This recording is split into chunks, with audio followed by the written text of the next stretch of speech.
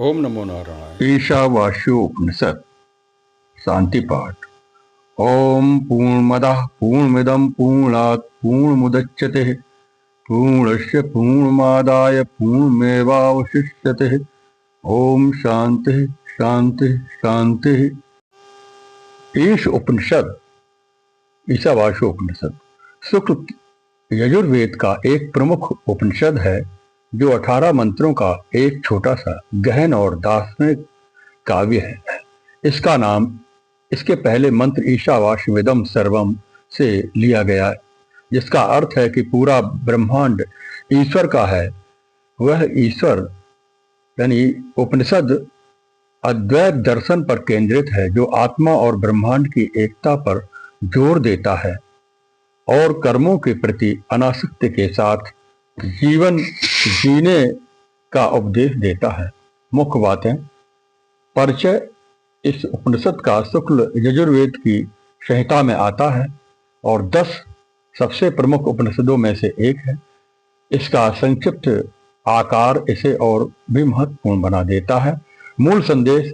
यह उपनिषद आत्मा और ब्रह्मांड की एकता का दर्शन प्रस्तुत करता है। शिक्षाएं। ईश्वर का वास।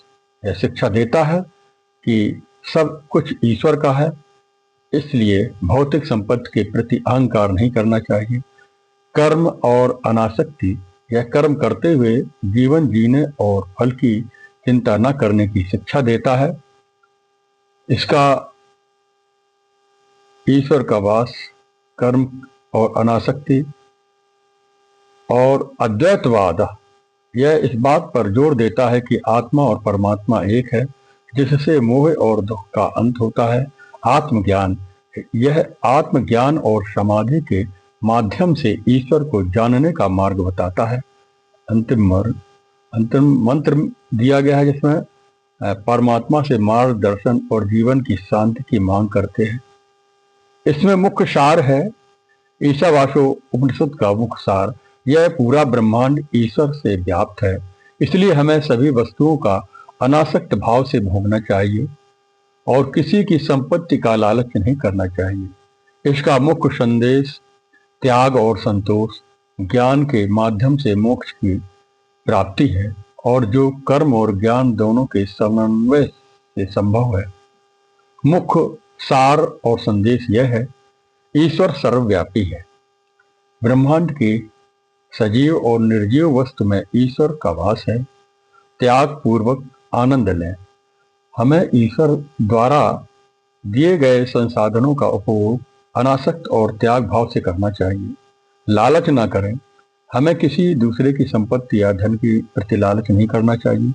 कर्म और ज्ञान का समन्वय। अविद्या और कर्म के माध्यम से मृत्यु पर विजय प्राप्त करें और विद्या ज्ञान के माध्यम से मोक्ष और अमृत तत्व प्राप्त करें। आत्मज्ञान। सभी प्राणियों में आत्मा को परमात्मा का अंश जानकर सभी जीवों में आत्मा को देखना चाहिए, जिससे मोह और शोक का समाप्त हो, सभी का कल्याण हो। यानी त्याग और संतोष के साथ जीवन जीते हुए हमें यह समझना चाहिए कि सभी चीजें उसी की हैं, इसलिए हमें दूसरों से भीख नहीं मांगना चाहिए। ईशावास्यो उपनिषद में इस प्रकार से जो पहला मंत्र आता है, त्रिविध ताप की शांति के लिए मंत्र आता है। इसके बाद ईशावास्यमिदं वं सर्वं यत्किंच जगत्याम जगत तेन त्यक्तेन भुंजीथा मा गृधा कस्य स्विद धनम। यानी मनुष्यों के प्रति वेद भगवान का पवित्र आदेश है कि अखिल विश्व ब्रह्मांड में जो कुछ भी यह चराचर जगत तुम्हारे देखने सुनने में आ रहा है, सबका सब सर्वाधार, सर्वनियंता, सर्वाधिपति, सर्वशक्तिमान, सर्वज्ञ, सर्व कल्याण गुण स्वरूप परमेश्वर से व्याप्त है, सदा सर्वत उन्हीं से परिपूर्ण है। यही गीता में बताया गया है। इस उपनिषद या ईशावास्य उपनिषद के प्रमुख प्रश्न और उत्तर हम समझने के लिए इस प्रकार से प्रश्न उत्तर गुरु शिष्य के परंपरा के रूप में लिया गया है। इस पूछता है, ईश्वर कहाँ है? उत्तर, पूरा ब्रह्मांड ईश्वर का निवास है। वह सभी प्राणियों में विद्यमान है और निराकार है। मोक्ष कैसे प्राप्त करें? उत्तर, ज्ञान द्वारा मोक्ष प्राप्त होता है। इसके लिए कर्म और ज्ञान दोनों का एक साथ अनुसरण करना चाहिए। क्या हमें कर्म करना चाहिए?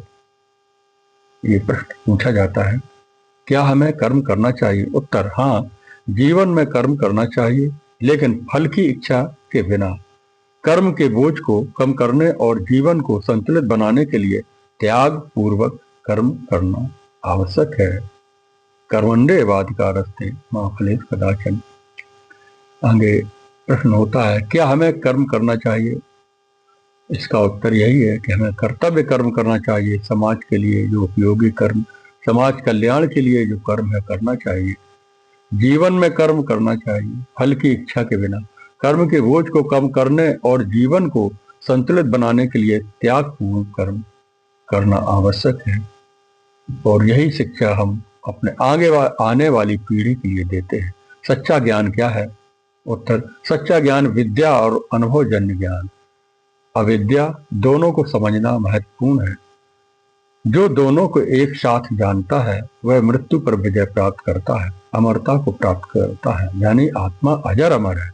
आत्मज्ञान होने के बाद वो अमरता को ही प्राप्त हो जाता है, आत्म तत्व में ही लय हो जाता है।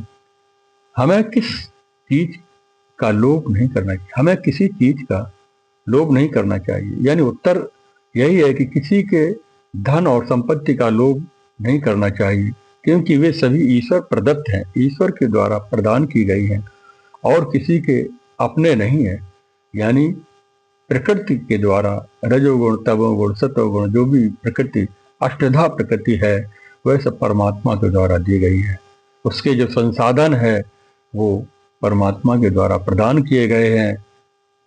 वायु, जल, अग्नि, आकाश, पृथ्वी, जो पांच तत्व का ये शरीर है, पांच तत्व अष्टधा प्रकृति है, ये सब परमात्मा के द्वारा संचालित है। परमात्मा ने मुक्त ही दिया है। आत्मा क्या है? ये प्रश्न पूछा जाता है। शिष्य गुरु से प्रश्न करता है, आत्मा क्या है? उत्तर, आत्मा मन से भी तीव्रगामी, यानी मन से भी तीव्रगामी और अचल है। यह ब्रह्म का ही एक अंश है और ब्रह्म से भिन्न नहीं है, जो आध्यात्मिक मुक्ति को ओर ले जाता है। हमें क्या करें? हमें क्या करना चाहिए? उत्तर, हमें ईश्वर को हृदय से भसते हुए सभी के प्रति अहिंसा का भाव रखना चाहिए। हमें आत्मज्ञान प्राप्त करना चाहिए। भौतिक आध्यात्मिक दोनों ज्ञान का समन्वय करते हुए हमें संतुलित जीवन जीना चाहिए। और प्रश्न ईशावास्य उपनिषद के मुख्य प्रश्नों में ये आते हैं। प्रश्न के माध्यम से सहजता से हम समझ सकते हैं, यानी सत्य का मुख किससे ढका है? उत्तर, सत्य का मुख एक हिरण्येन पात्रेण स्वर्णिम पात्र से ढका हुआ है। लोभ, लालच, ममता। अमृत की प्राप्ति किससे होती है? उत्तर, अमृत की प्राप्ति विद्याया ज्ञान से होती है, जबकि अविद्याया अज्ञानता से मृत्यु प्राप्त होता है। सभी प्राणियों को किस में देखना चाहिए? उत्तर, सभी प्राणियों को आत्मा में देखना चाहिए। ईशावास्य उपनिषद में किस प्रकार से के कर्मों को उनका वर्णन किया है? कर्मों का वर्णन किया है। उत्तर, इसमें त्याग, संन्यास और कर्मयोग सत्कार्यों को दोनों का महत्व बताया है। इसमें फल की चिंता किए बिना कर्म किया जाता है। ईशावास्य उपनिषद में किस प्रकार के उपासकों को अंधतमः यानी गहरा अंधकार प्राप्त होता है। जो अविद्या अज्ञानता की उपासना करते हैं उनको अंधकार प्राप्त होता है। सभी प्राणियों में किसमें देखना चाहिए? उत्तर, सभी प्राणियों को आत्मा में देखना चाहिए। ईशावास्य उपनिषद के प्रकार जो अज्ञानता अविद्या की उपासना करते हैं उन्हें अंधतमः प्राप्त होता है। और ईशावास्यम का अर्थ यही है कि ईश्वर से सब कुछ व्याप्त है। जो कुछ भी ये संसार चल रहा है, अचल सब ईश्वर का ही अंश है। ईश्वर सब जगह व्याप्त है, सब में ईश्वर व्याप्त है। परमात्मा जो माम पश्यत सर्वं पश्यति, इस प्रकार भगवत गीता में भी इस प्रकार का उपदेश मिलता है। इस प्रकार ईशावास्य उपनिषद या इस उपनिषद को संक्षिप्त में विवरण दिया, वर्णन किया। ओम नमो नारायण, ओम नमो भगवते वासुदेवाय, ओम सदाशिव गुरुवे